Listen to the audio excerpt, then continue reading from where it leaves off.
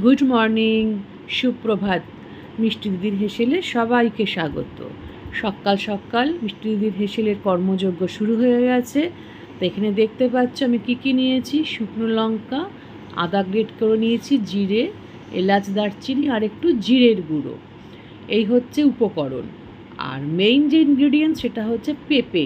পেঁপেটাকে খুব ভালো করে আমি ধুয়ে গ্রেটারে কুড়িয়ে নিয়েছি। আর রয়েছে চিংড়ি মাছ, সুন্দর করে বেছে পরিষ্কার করে শিরগুলো ফেলে ধুয়ে রেখেছি। ফোড়নে প্রথমে দিয়ে দিচ্ছি কি একটু এলাচ আর দারচিনি। এই প্রিপারেশনটা জানো তো খেতে খুবই টেস্টি হয়। যারা পেঁপে খায় না তারাও খায় এই প্রিপারেশনটা। দিচ্ছি জিরে, শুকনো লঙ্কা, দারচিনি আর এলাচ। খুব সুন্দর করে যেন এটা ভাজা হয়, দেখবে একটা সুন্দর মিষ্টি একটা ফ্লেভার আসে। আর আজকে কিন্তু আমি নর্মাল জিরে দিইনি, একটু জিরে দিয়েছি তার সাথে। তো এই গন্ধটা বেরোলে না তাহলে বুঝবে যে ভাজাটা হয়েছে। এর মধ্যে দিয়ে দিলাম তোমার চিংড়ি মাছগুলো। খুব হালকা হাতে চিংড়ি মাছগুলো অল্প একটু ভেজে নেবে, একটু নুন দিয়ে। কারণ হচ্ছে নইলে বেশি ভাজলে কিন্তু চিংড়ি মাছ তেলে বেশিক্ষণ রাখলে রাবারের মতো হয়ে যায়। তো সেই জন্যে আমি সবসময় বলি যে হালকা একটু ভাজবে। একটু হলুদও দিয়ে দিলাম। দেওয়ার পরে এইবার কী করবে, জিরে আর আদাটা দেবো। প্রথমেই তেলে যদি আদাটা দাও না তাহলে আদাটা কী হয়, পুড়ে লাল হয়ে যায়। মানে আদার যে টেস্ট বা গুণগত মান কোনোটাই থাকে না।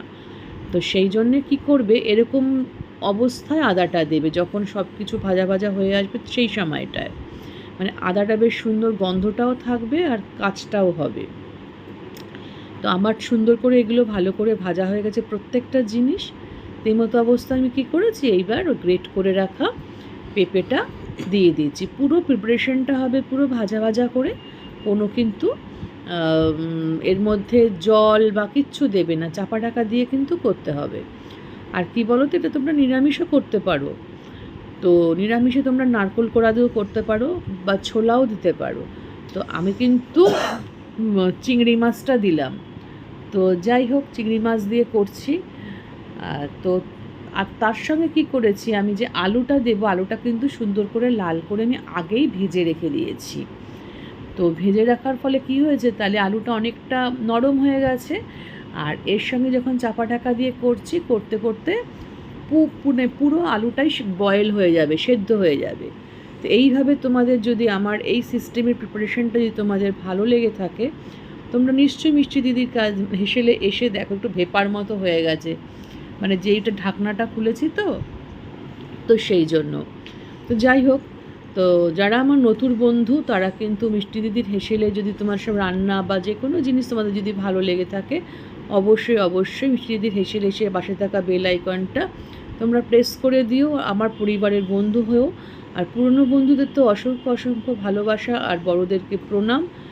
আর তোমরা সবসময় আমার সাথে থাকো, পাশে থাকো। কথা বলতে বলতে একটু বলে নিচ্ছি, একটু ভাজা ভাজা যখন হয়ে এসছে আমি দিয়ে দিলাম আমার হাতে তৈরি করা একটু ঘি।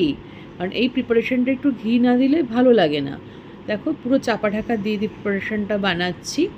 আর তোমরা সবাই কিন্তু সামনেই মানে বিভিন্ন রকম ফেস্টিভ্যাল আছে, অতএব কিনা সেই জন্যেই বলা, তোমরা সবাই সাবধানে থেকো, নিরাপদে থেকো, আর ভালো মন্দ বাড়িতে করে করে খাবার খাবে।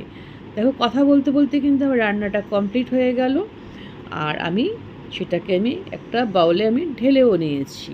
তো যাই হোক, তোমাদের কেমন লাগলো বলো আজকের একদম সিম্পল বাট ইয়াম্মি খেতে এরকম পেঁপের মানে চিংড়ি মাছ দিয়ে পেঁপের ঘন্ট বলো বা ভাজা বলো, যে ভাষাতেই বলো, মোটমাট এই প্রিপারেশনটা কিন্তু যারা পেঁপে লাইক করে না তারাও খায়। কারণ আমার বাড়িতে এরকম রয়েছে, আমার ছেলেই পেঁপে খায় না, তো তাকে কিন্তু এই প্রিপারেশনটা দিলে খুব সাগ্রহে খেয়ে নেয়।